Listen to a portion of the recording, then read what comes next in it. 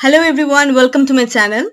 तो नया advocate protection bill जो आया है, इसमें एक बात बहुत ज्यादा सुनने को मिल रहा है कि अगर आप किसी वकील से कोई वायलेंसी व्यवहार करते हैं या फिर कोई हाथापाई हो जाता है या फिर आप धमकाते हैं या थ्रेटन करते हैं, तो आपको हो सकता है 6 महीने का जेल या फिर ये बढ़ के हो सकता है 2 इयर्स तक, और उसके साथ हो सकता है 10 लाख रुपए की जुर्माना।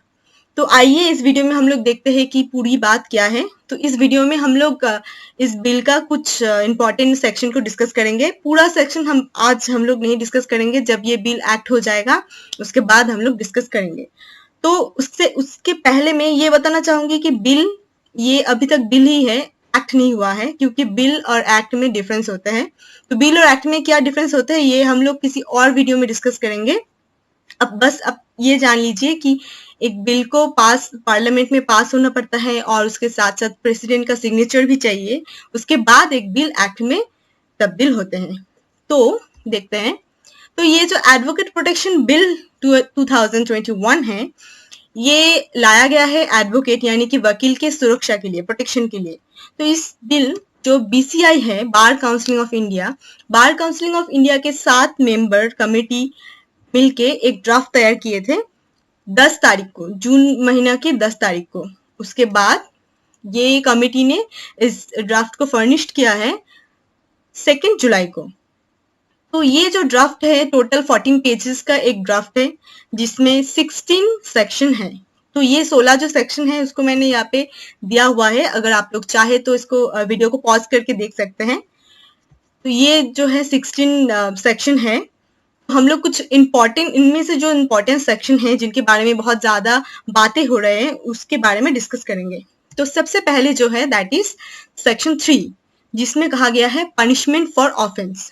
तो इसमें इसका जो क्लॉज 1 है, वहां पे ये कहा गया कि whoever commits or abets an act against an advocate shall be punishable with imprisonment for a term which shall not be less than 6 months but may extend to 5 years and with the fine not less than 50,000 or up to 1 lakh rupees depending on the gravity of the offense।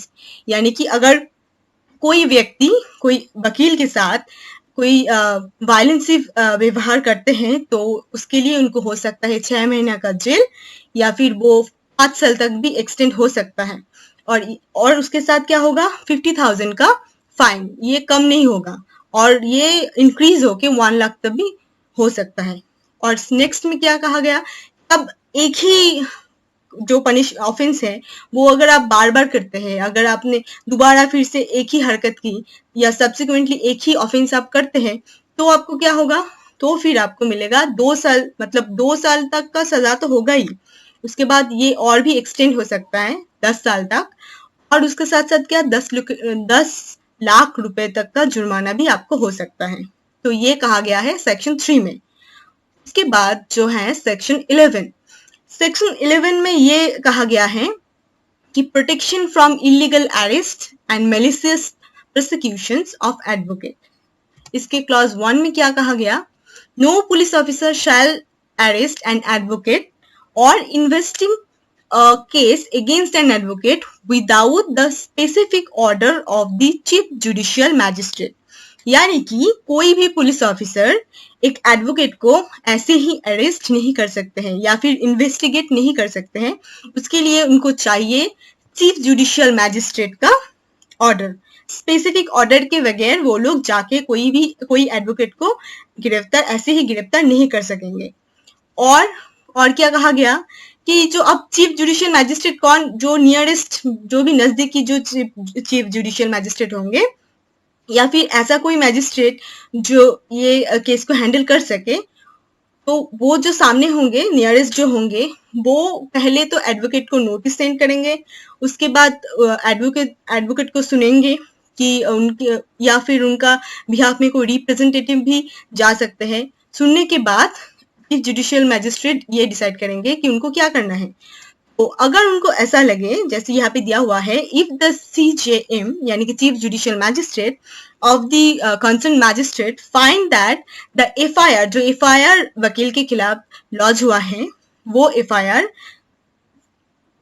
of the same malicious reason in the such case the CJM or the concerned magistrate shall grant bail to the advocate. तो अगर chief judicial magistrate को ये लगे कि ये advocate को मैलिसियसली को फंसाने के लिए किया जा रहा है, तो फिर चीफ जुडिशियल मैजिस्ट्रेट बेल भी ग्रांट कर सकते हैं एडवोकेट के लिए, ठीक है। उसके बाद जो और एक सेक्शन है जिसको मैं डिस्कस करूंगी, दैट इज सेक्शन 15। इसमें कहा गया है कि सोशल सिक्योरिटी फॉर एडवोकेट। इसमें कहा गया कि the central government as well as the state government, यानी कि दोनों ही 50-50 मिलके may make provisions to provide financial assistance to all the needy advocate. तो जो एडवोकेट को फाइनेंशियली असिस्टेंस चाहिए, हेल्प चाहिए, तो central government and state government दोनों ही मिलके, दोनों ही इक्वली रिस्पॉन्सिबल होंगे, 50-50 करके दोनों ही फाइनेंशियली जिस भी एडवोकेट को जरूरत होगा उनको फाइनेंशियली असिस्टेंट करेंगे।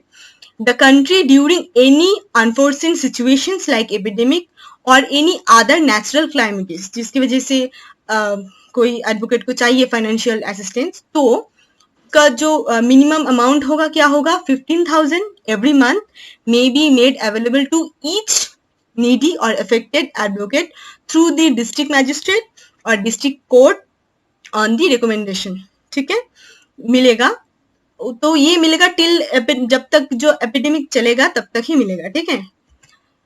और उसके बाद क्या है, लोन फैसिलिटीज भी है।